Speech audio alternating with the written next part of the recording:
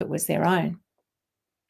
Well, research tells us that this is way too common an experience for women leaders. And it even happens when they're the expert at the table. And I know from my coaching practice that this is one of the questions and issues that I'm asked to work with clients about. And many factors contribute to why this happens. One of them is that our brain associates a deeper pitched voice with authority, i.e., a man's voice. And men have the advantage of often speaking louder, so they have more influence there as well. So, how do we make sure that our voices are heard so we get to influence the discussion and the decisions that are going to be made? Well, over the next few days, I'm going to share some tips and techniques that my clients and I have found to be absolute game changers.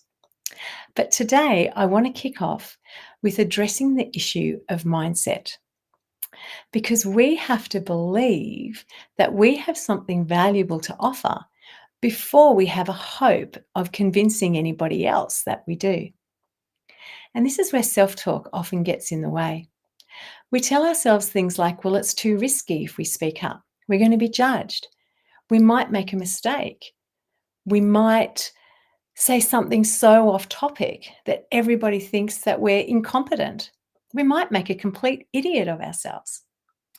So why would we put ourselves out there? But I need to let you in on a very harsh truth. We are going to be judged every single time we speak up. Yep, it's true. Just like we judge others when they speak up. And the reason for this is that this is the way that our brain is programmed to be able to process all the information that it has to deal with. Psychologists call it heuristics or mental shortcuts that our brains use to process this vast amount of information and quickly arrive at some conclusions. So we might not like that this is the facts, but it's actually what it is. So we have to deal with it. And we might not be able to control the judgments that people make about us, but we can control the information that we give other people on which they're going to form those judgments.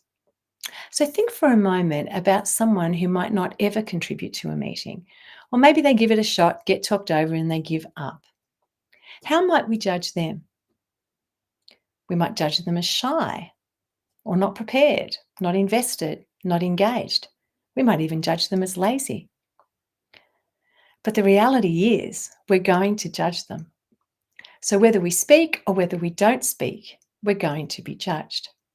Now, this might sound like a no-win situation, but actually it's incredibly empowering, because I don't have to add the most significant contribution to the table. I just need to add something of value. And when I speak up, when I add some value, then I'm going to be seen as someone who is invested, who is engaged, who's willing to take a risk. And people will start to view me as a leader, as someone who is wanting to influence. And over time, as we keep offering valuable contributions, our contributions expand. And people begin to see us as someone worth listening to, so they're less likely to interrupt.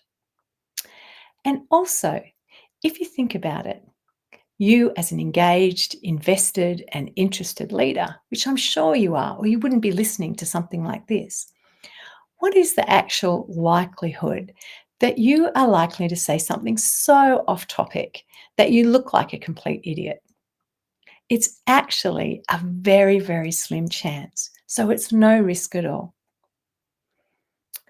So come back tomorrow and we'll find out about some more tips, techniques, and strategies to help you be the influential communicator and leader that I know you are.